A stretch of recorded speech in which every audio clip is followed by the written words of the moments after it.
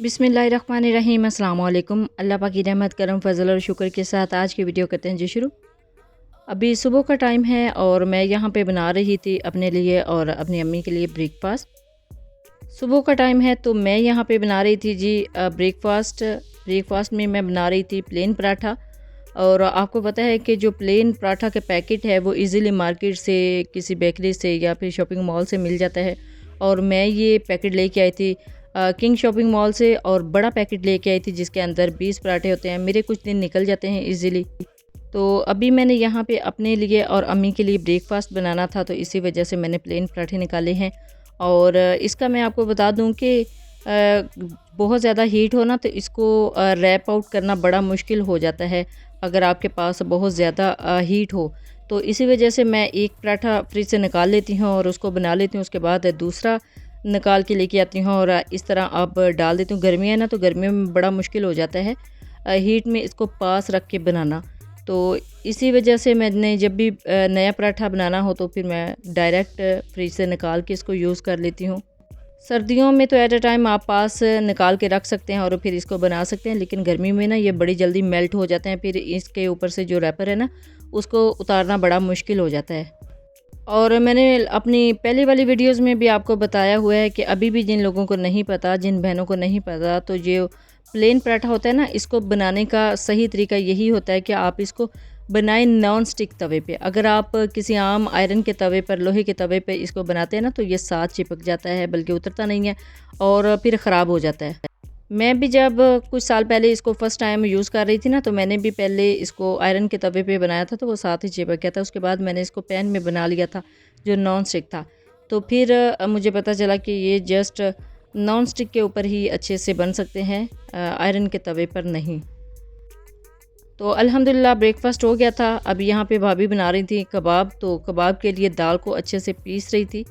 तो दाल को आपको पता है ना कि बारीक दाल जितनी अच्छी बारीक हो उतना अच्छा जो है ना कबाब बनता है।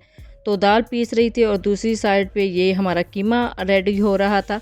कीमे को पका के फिर इन दोनों को अच्छे से मिक्स करके इसके अंदर जो मसाला जाता और ऐड करने थे वो करके तो फिर इसके कबाब बनाए जाते हैं हमारे घर में।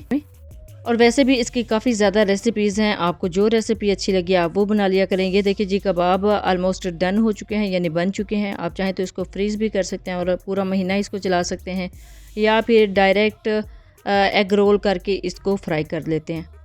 तो हमने भी यहाँ पे एग रोल करके इसको फ्राई कर लिया था। दोपहर का टाइम था तो खाने में, यानी अगर आप इसको नान के साथ सर्व करते तो बहुत अच्छा जो है ना इसका फ्लेवर आता है। तो अभी आ गई थी जी हमारे घर में मेहमान, मेरी आंटी आई हुई थी, तो उनके लिए मैं यहाँ पे चाय बना रही थी। चाय के लिए मैंने यहाँ पे दूध में ही पत्ती ऐड कर ली थी और चीनी बहुत ही कम क्वांटिटी में यूज़ किया, क्योंकि वो शुगर पेशेंट है तो वो बहुत लाइट जो है ना शुगर वो यूज़ की जाती है उनकी चाय के लिए, बल्कि स्पेशल बनानी पड़ती है। तो इसके अंदर इलायची भी ऐड कर दी थी और ऑलमोस्ट जो चाय है वो बिल्कुल रेडी हो चुकी है। चाय का कलर देख ले कितना परफेक्ट है। अदरवाइज़ इसके अलावा जो मैं अपने लिए बनाती हूँ ना वो इससे थोड़ी सी लाइट टोन में होती है, थोड़ी सी उसकी जो कलर है ना वो थोड़ा लाइट होता है, यानी मैं कम पत्ती यूज़ करती हूँ, यानी जिसको दूध पत्ती बोलते हैं वो यूज़ करती हूँ। ये मेहमानों के लिए बनानी थी तो इसके लिए जो पत्ती है ना वो बिल्कुल परफेक्ट रखनी थी, यानी चाय का कलर जो है ना वो आना चाहिए था। तो अल्हम्दुलिल्लाह चाय जो है ना वो रेडी हो चुकी है। इसको मैंने तकरीबन 8 से 10 मिनट तक पकाया है, तो ये थोड़ी सी गाढ़ी भी हो गई है। तो अब इसको करते हैं जी डिश आउट। बिस्मिल्लाहिर्रहमानिर्रहीम। एक कप ले लिया है और इस कप में मैं इसको ऐड कर रही हूँ। ये देखें स्टेनर, ये मैं लेके आई थी जी चेज़अप शॉपिंग मॉल से, बल्कि उधर काउंटर पे मैंने किसी खातून को देखा था कि उनके हैंड में इस तरह का स्टेनर था, तो फिर मैं भी जल्दी से जाके लेके आई थी। इससे पहले मैं सारी शॉपिंग कंप्लीट कर चुकी थी। ये स्टेनर मुझे वहाँ पे किसी खातून के हाथ में पसंद आया था तो मैं फिर खुद अपने लिए लेके आई थी। तो अब मैं अपने जो रेसिपीज़ हैं उनके लिए यूज़ करती हूँ। तो अल्हम्दुलिल्लाह चाय कंप्लीट हो चुकी है और इसको मैंने सर्व कर दिया था। और इसके बाद मैं आपके साथ शेयर करने जा रही हूँ जो मैं अल-फतेह शॉपिंग मॉल से शॉपिंग करके आई थी। काफ़ी ज़्यादा ग्रॉसरी वहाँ से मैंने ली थी, मैं आपके साथ वो शेयर करने लगी हूँ। बिस्मिल्लाहिर्रहमानिर्रहीम। इसको करते हैं जी अनबॉक्स यानी अनरैप। तो ये देखिए जी नोज़ल्स का पैकेट है, ये 24 नोज़ल का पैकेट है। ये मुझे वहाँ पे बहुत अच्छा लगा था नोज़ल तो ऑलरेडी मेरे पास काफ़ी ज़्यादा थी, लेकिन मुझे फिर भी ज़रूरत लगी कि मैं ये ले लूँ, तो मैंने ले लिया था। और इस तरह का एक जो मोल्ड है वो मेरे पास ऑलरेडी मौजूद था। उसके साथ मैं आपको चॉकलेट्स शेप में बनाना बता चुकी हूँ। तो ये अभी सेकंड मोल्ड लेके आई थी और इसके साथ क्रश पिकल था और साथ में ये जो ब्रेड हैं यानी मोती हैं, ये केक की टॉपिंग के लिए यूज़ किए जाते हैं, तो वो लेके आई थी। फलूदा मिक्स का पैकेट था और साथ में ये शैम्पू, ये मेरी मोस्ट फेवरेट है आजकल, मतलब पिछले कुछ 1-2 साल से मैं यही यूज़ कर रही हूँ और इसकी प्राइस मुझे वहाँ पे बड़ी रीज़नेबल लगी थी। अदरवाइज़ किंग मॉल में और जो है ना चेज़अप शॉपिंग मॉल में अपडेट हो चुकी है इनकी प्राइस, लेकिन वहाँ पे जो मुझे ओल्ड प्राइस है ना उसमें ये मिल गई थी। और इसके साथ जेलीज़ और पुडिंग भी लेके आई थी और ये टेप भी लेके आई थी। और एक जेली जो ग्रीन वाली है वो तो मैं आपको बनाना सिखा चुकी हूँ, वो मैंने यूज़ कर ली थी। और इसके पैकेट लेके आई थी। अब जिन बहनों को नहीं पता कि किस लिए यूज़ की जाती है, ये ब्रेड बनाने के लिए या फिर पिज़्ज़ा डो को राइस करने के लिए यूज़ की जाती है, तो इसी वजह से मैं लेके आई थी अपनी रेसिपीज़ में यूज़ करने के लिए। मैंगो जैम लेके आई थी, ये फ्रूट कॉकटेल लेके आई थी, इंशाल्लाह किसी रेसिपी में इन सब चीज़ों का यूज़ करूँगी। तो ये ग्रॉसरी की है जी मैंने चेज़अप शॉपिंग मॉल में। इसके अलावा कुछ क्रीम, जो व्हिप्ड क्रीम थी वो भी ली थी और साथ में पफ पेस्ट्री भी ली थी, यानी जो फ्रोज़न आइटम थे ना वो आते ही मैंने फ्रीज़ कर दिए थे। और अभी ये चीज़ें दिखाने से पहले मैंने उनको फ्रीज़ किया हुआ था, तो वो इसी वजह से मैंने नहीं निकाली। तो अल-फतेह शॉपिंग मॉल का मेरा एक्सपीरियंस बहुत ही ज़बरदस्त रहा है। बहुत ही कमाल की वहाँ पे क्रॉकरी है और बहुत ही ज़बरदस्त वहाँ का कॉस्मेटिक्स है।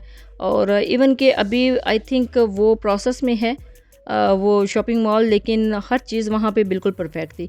और अब हो चुकी है जी दोपहर, और दोपहर को मैं अपनी भाभी के लिए यहाँ पे पीच का जूस बना रही थी, यानी पीच जूस। तो यहाँ पे फ्रेश पीच ली है, उनको पील ऑफ कर लिया है और इसके अंदर थोड़ी सी शुगर ऐड की है 3 से 4 टेबलस्पून, और तकरीबन एक बड़ा कप भर के इसके अंदर पानी ऐड किया है। और इसके अंदर काला नमक या फिर नमक किसी भी किस्म की और कोई चीज़ ऐड नहीं की और इसको जस्ट ब्लेंड कर दिया था बिस्मिल्लाहिर्रहमानिर्रहीम।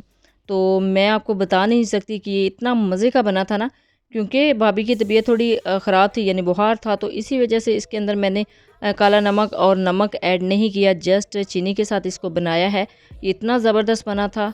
इसकी जो कंसिस्टेंसी है वो भी थोड़ी सी थिक लगी थी मुझे, यानी बहुत ज़्यादा पतला नहीं था। तो ये बिल्कुल परफेक्ट जो जूस होता है ना, जो बल्कि मार्केट के जूस से भी कहीं ज़्यादा बेहतर बना था। अल्हम्दुलिल्लाह जूस रेडी हो चुका है और ये भी मैंने सर्व कर दिया था। आप भी इस तरीके से अगर जूस बनाएंगे तो आपका भी बहुत ही ज़बरदस्त बनेगा। तो अभी दोपहर का टाइम हो गया था और ये फ्राइज़ मंगवाए थे बाहर से और इसको मैं सर्व कर रही थी, अभी डिश आउट कर रही थी।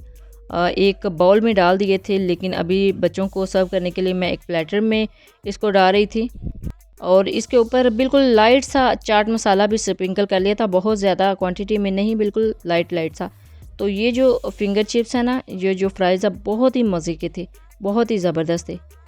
तो अभी ऑलमोस्ट शाम हो चुकी है। सारे दिन की जो रूटीन है वो मैंने आपके साथ शेयर की है कि सुबह से लेकर शाम तक जो जो काम हुए, जो जो रेसिपीज़ बनाई और बनाने की कोशिश की, वो सारी आपके साथ शेयर की है। कैसा लगा है आज का व्लॉग?